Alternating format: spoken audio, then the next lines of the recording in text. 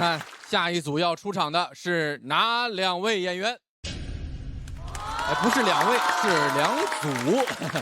我只期待一组，就是谷雨和月明姐，纯闹剧。二番战了，看月明能否复仇成功，也是咱们这次赛事的一大看点。我们是纯友谊，我们没有对抗，没有一点对抗的感觉。有对抗呀，有对抗，有对抗，有对抗，纯对抗，纯对抗，一点友谊没有。我去年我是在带领点谷雨的2位老师，虽然去年他们分比我还低，但是他们一直在安慰我。然后我晋级了，2位老师第一时间跑到我面前说，我觉得自己像小丑。所以今年我就跟谷雨2位老师说，我送你们晋级。赵小婉老师就说不是你送我们晋级，是咱们一起晋级。我说对，我是这个意思。一起晋级喽！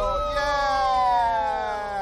双晋级，热热闹闹，高高兴兴。这次我觉得我们又彼此更了解对方一点，就是又交到2个更好的朋友。第一个要登场的这对漫才组合，上一赛段为我们演绎了《哈利波特》世界里的奇妙冒险，今天又给大家上演什么好戏？我们掌声有请谷雨。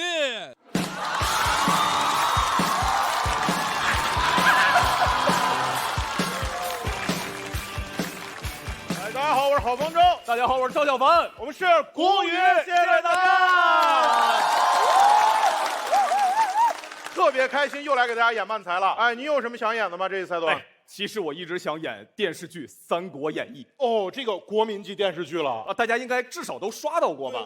那你有哪个喜欢的角色呢？我先陪你演。哦，我最喜欢角色其实是曹操。哦，曹操很多人都喜欢这个的，一代枭雄，有一种宁叫我负天下人，休叫天下人负我那种霸气。我确实很霸气，是吧？曹操其实我也很喜欢的，你也很喜欢。曹操就是那个别人杀你，你掉血，你可以把杀拿走，三国杀呀。好好演一下电视剧可以，你喜欢哪一段？我陪你演。曹操这个人生性多疑，哦，他跟自己周围侍卫说：“我睡觉谁也别靠近我，我好梦中杀人。我在营帐里睡觉，你来叫我起床。”哦，我来叫你起床。这谁不想杀人？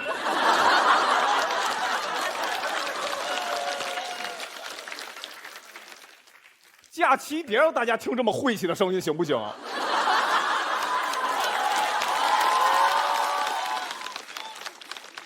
别用手机叫我起床，人来叫我起床。人来叫你起床。OK， 你睡我，人来叫他起床。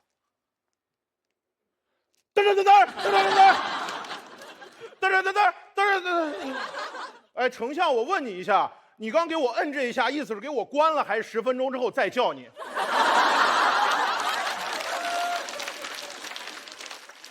我意思是，你不要学闹钟叫我起床。人来叫我起床，然后我杀你。我人叫你，我不是生性多疑吗？生性多疑，明白。曹丞相，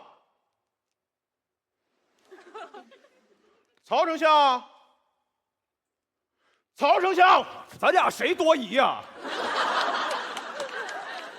你再给第一排观众撞死！我生性多疑，你生性多疑。我杀你，你不能这么谨慎。我不能这么谨慎。我杀你，你要不在乎一点。不在乎一点，明白。不在乎一点。你睡，我不在乎。曹丞相，哎。曹丞相，哎。曹丞相，嘿，你挺会呀。那别演这段了。你刚才不是也喜欢三国吗？我也喜欢三国啊。那现在是我陪你演一段。那你最喜欢哪个人物呢？我喜欢诸葛亮。哎，诸葛亮我也很喜欢。你也喜欢诸葛亮？诸葛亮就是那种你没排，别人不能杀你，该你三国杀了。不是，虽然我刚才演你那边是我这样那样，你好好演。你知道自己在这样那样，你好好演，好好演。诸葛亮，你最喜欢哪个桥段？我来陪你演。诸葛亮，我其实很想演那个空城计那一段。空城计就是面对司马懿的大军，诸葛亮和小童2个人在城上使出空城计，就演这段。诸葛先生，司马懿的大军已经压过来了他们到哪儿了？他们已经进城了。进城还怎么空城计啊？没进城就在城外面。他们还在城外。他们有多少人马？他们有骑兵5万，步兵10万。哦，还有1万坦克。哪来坦克啊？还有坦克没有坦克，就15万人啊，他们有15万人呢。我方有多少人啊？我方只有5个人。那我方人也太少了，怎么办嘛？哎呀，那没办法了，只好用计了，去传我的号令，打开城门。传诸葛先生号令，打开城门，全军出击。全军出击打得过吗？5个人打15万人。诸葛先生听起来不是很信任我兄弟5人呢。一副打得过的样子。司马老贼，受死吧！哈！丙先生啊，输了，你搞这么帅干嘛？输了你再啊，以为你都给怎么打杀了呢15万？哎呀，那没办法了啊，还是按原计划用空城计。哦，去拿我的琴来，我要抚琴。哦，先生您要抚琴？那先生，我想听那个赵雷的《成都》。你点上歌了。赵雷的《成都》合理吗？先生，咱们是蜀国的，听成都是不是很合理？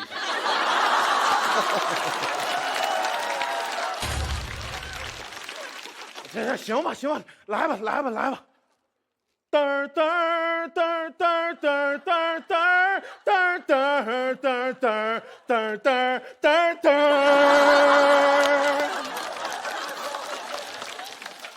先生，再来一个马迪的《南山南》。没完了你！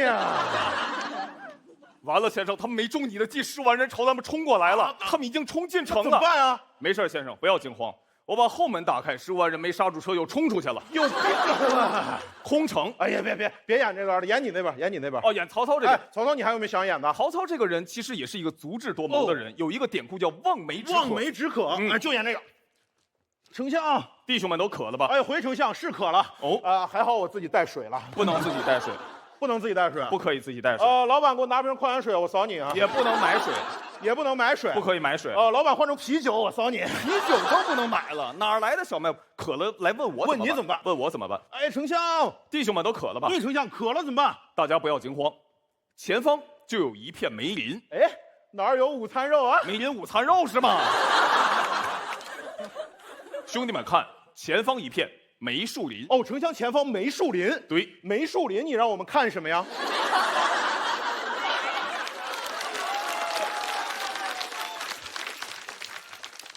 兄弟们看，前方一片有树林。哦，丞相前方有树林。对，有树林。你刚说梅树林，前方有梅树林，有梅树林。不是丞相，到底有梅树林啊？有树林，有不是丞相，你这样颠来倒去的，弟兄们都被你搞乱了。哦，被我搞乱的。这样吧，咱俩各退一步啊，各退一步。前方有树林，有树林，也有午餐肉。没有午餐肉，不是丞相，是梅林午餐肉。没有梅林，丞相没有梅林吗？啊，没有梅林，咱怎么演望梅止渴呀？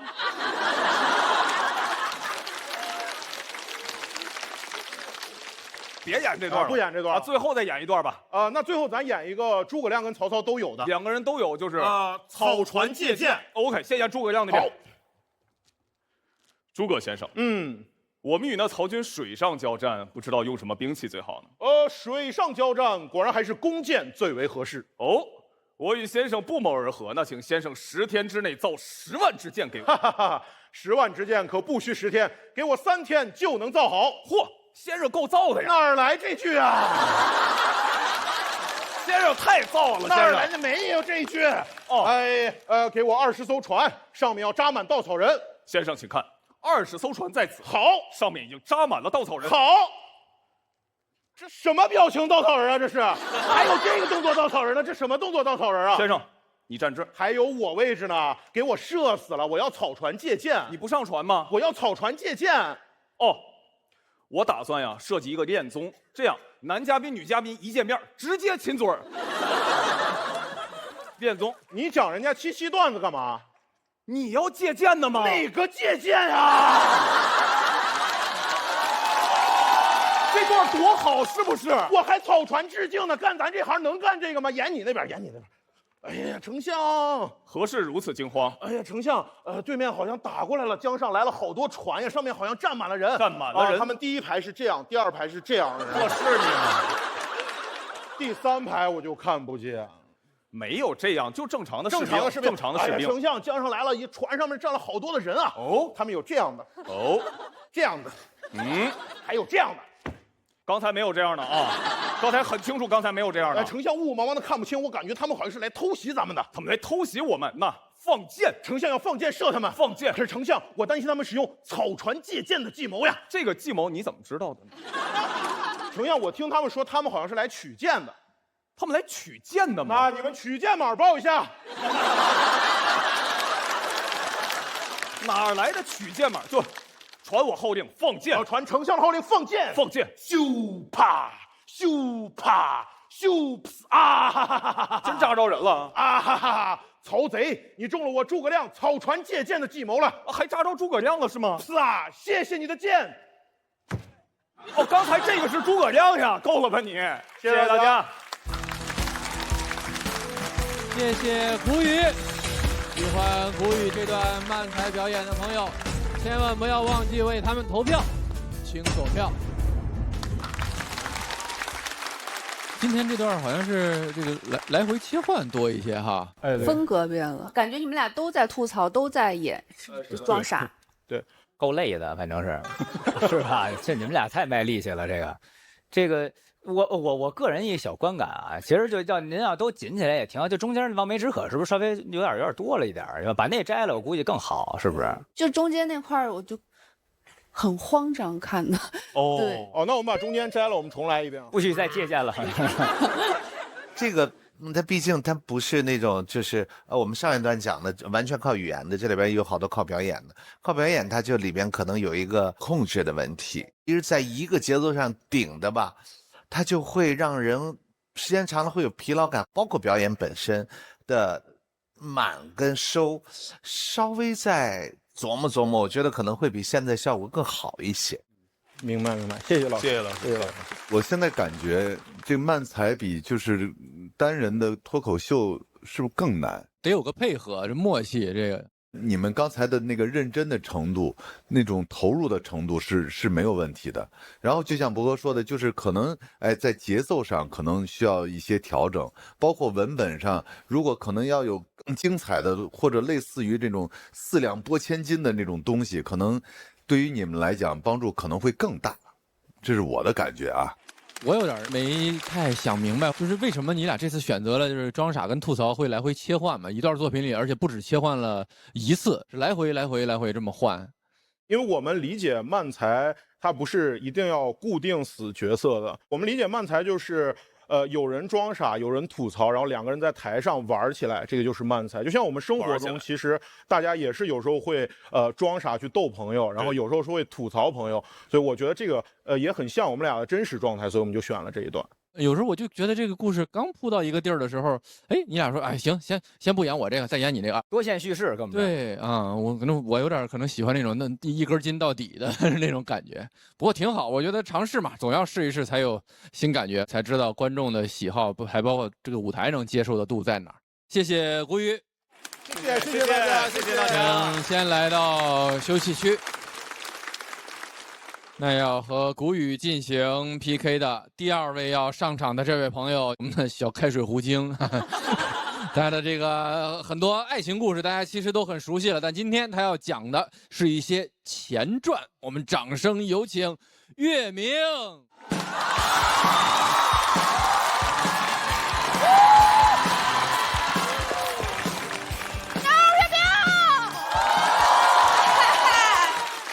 对，今天讲讲我单身时候的事儿啊。大家能看出来，之前单身了很长一段时间啊。那段时间很绝望，因为想谈恋爱找不着人，就我对同性啊，没有什么非分之想，异性对我啊，也没有什么非分之想。但是我为脱单做了很多的努力，就是你要脱单，你首先你要认识人，对不对？我那时候比较宅，我认识人的方式就只能是在游戏里认识人。我那时候特别喜欢玩吃鸡类的游戏，就那种枪战类的游戏。我发现里面有一些男生特别喜欢撩妹。他怎么撩？比如捡个好的装备，他不是自己留着，他主动问人家女孩，他说：“哦，我这有个6倍镜，你要吗？”一般人都会说要，然后这个男生会开始他的骚操作。像6倍镜啊，叫哥人会撒娇的人不会人家会说，哎，好哥哥了，最爱你了，么么哒。你别说刘备静，命都给他。对面撒娇这个人都不一定是个女的，但不管，命都给他。我也遇到过这种男生，上来就问我刘备静你要吗？我说要，他说叫哥哥，我当时心想，终于到我了，看我怎么征服你啊！我说只要你把刘备静给我，你不仅是我哥，你还是我大哥。大哥天，大哥地，大哥能顶天立地，大哥风，大哥雨，大哥能呼风唤雨，你是我的好大哥，有房有车，谢谢大哥。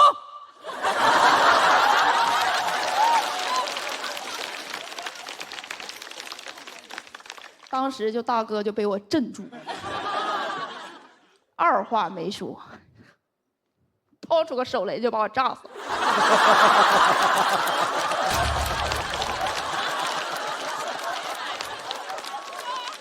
他刘备静没给我，我命给他了，我气死了，气得我哮喘都犯了。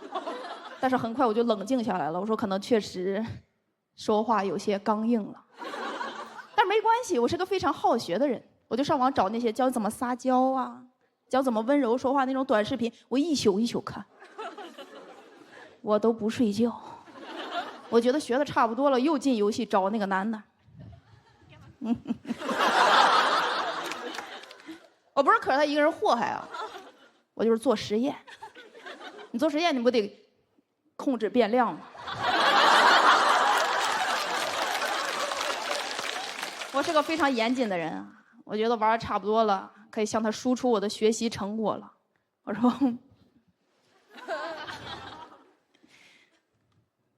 爹爹，你开车带着我，你队友不会生气吧？队友可真修不上我，只会心疼。那个男的开着车从悬崖冲下去了，嘴里还喊着要跟我同归于尽。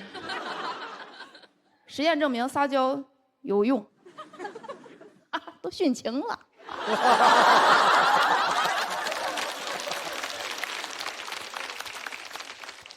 但是在游戏里认识人确实就不靠谱。不靠谱，你还是要在现实中去认识人，去社交。我朋友就拉着我去社交，去夜店社交。我开始很天真，我觉得在夜店社交非常容易，因为你看不见，你也听不着。但是我真到了这夜店之后，我发现不是那样的。就夜店，它不是一般人能去的地方。就夜店门推开那一瞬间，我都震撼了。我说这个就是阴曹地府嘛。灯是绿的，还冒烟儿，跟那个86版《西游记》里阴曹地府一模一样。我当时我都想，我说我来这个地方，是不是有点早？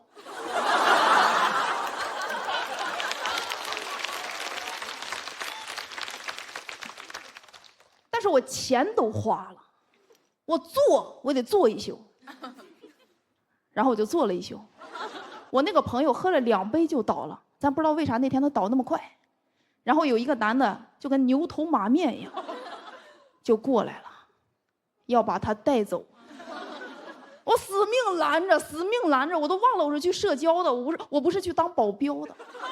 结果拦着拦着，一个手搭在我肩膀上，我一回头，我朋友就这样瞪着我，然后跟我比口型，说别拦着。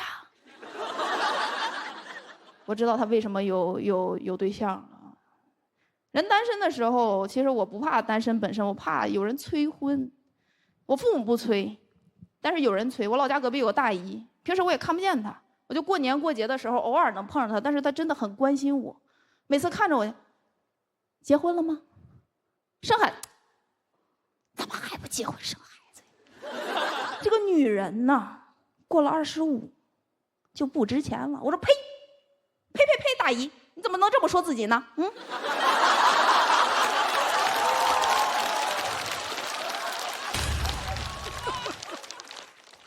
主要我真挺烦他的，因为他不仅催我结婚，他还催我离婚的父母复婚。主要是我爸已经再婚了，我就感觉他就是见不着东西担着，他可能他最讨厌的植物就是牡丹。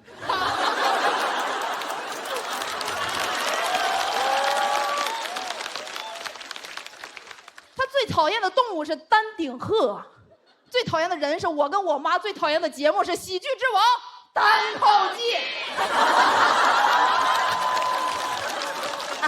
他一点品味都没有，但是我还不能跟他顶嘴，我要跟他顶嘴，他还有一套嗑。啊，你现在不结婚生孩子，那老了之后谁管你呀？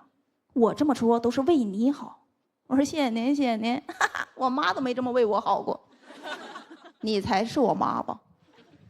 你是我大妈。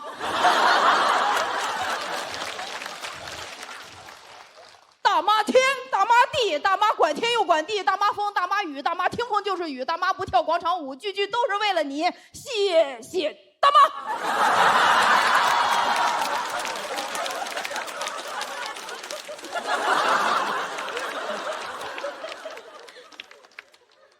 你们就好看整活是不是？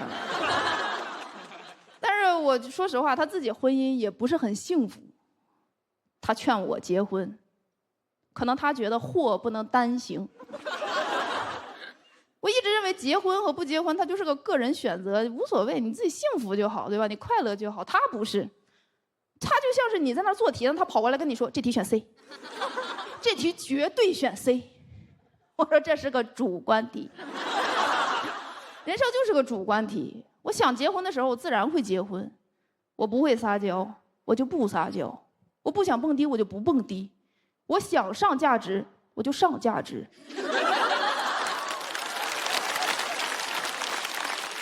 我不想上价值，我就下台。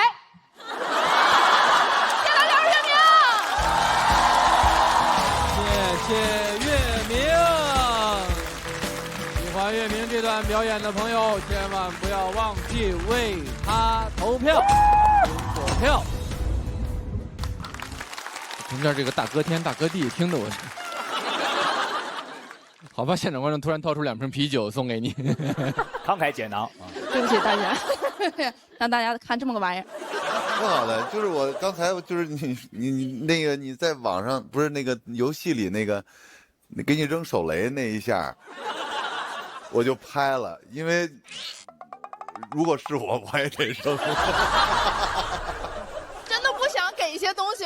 问题是后来你不是又改良了吗？我觉得手雷我扔早了，你知道吗？恨我不死。我好怕你拍灯的时候，他说你谢谢大哥。我觉得比上次那个还有意思，而且这次这个就是说不出来，就是带着一股这个特别自信的邪气，你知道吗？邪气。对，我其实非常紧张，我可能是觉得有点羞耻，可能是，就是因为这段其实因为好多演员他都听过，然后经常拿我这个大哥天调侃。我其实讲这段还是有点胆怯吧，可能。其实没有，很好，你不用管他们。其实，刚才整个那段弄完，这整个完了，我们的感受就是想祝你一帆风顺，二龙腾飞，三星高照，四季发财。遇着前同事了，这是。你看黄渤老师整完活，你是不是放心一些？大家都会。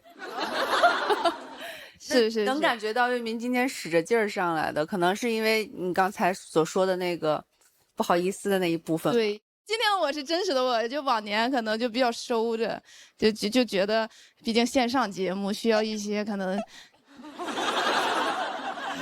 需要一些底蕴，可能是。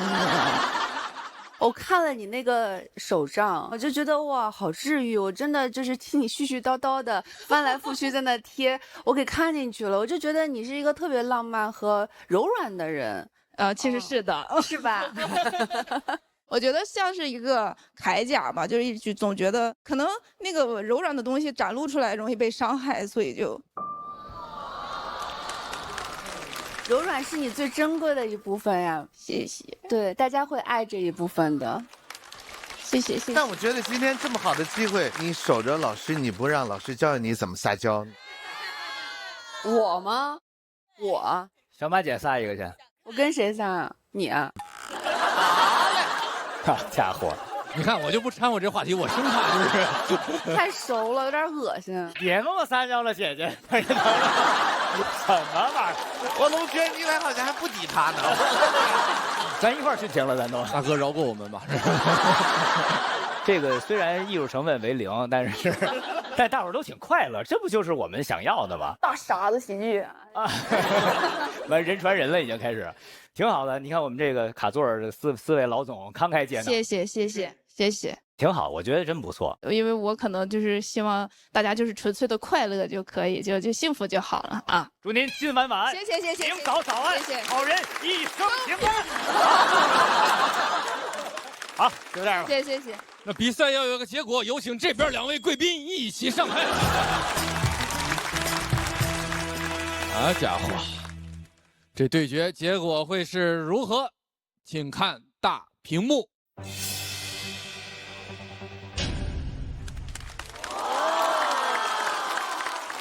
按照规则要很遗憾，先请谷雨暂时前往待定区。同时，我们恭喜183票的岳明直接晋级。